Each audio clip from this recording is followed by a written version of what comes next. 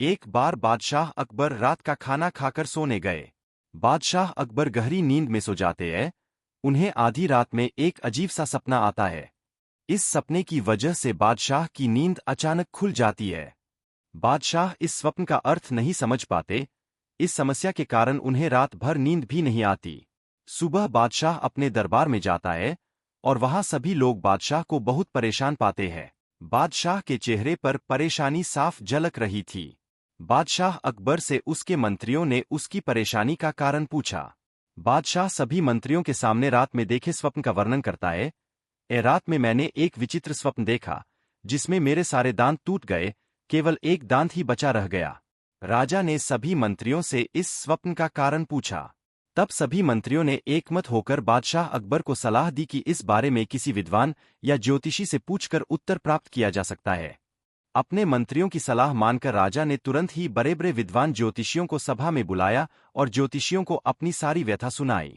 ज्योतिषियों ने कहा, ये जहांपनाह, इस सपने का अर्थ है कि आपके सभी रिश्तेदार आपसे पहले ही मर जाएंगे। यह सुनकर बादशाह अकबर क्रोधित हो जाते हैं और सभी ज्योतिषियों को सभा से चले जाने का आदेश देते हैं। तब बादशाह अकबर ने बीरबल को सभा में आने का आदेश दिया।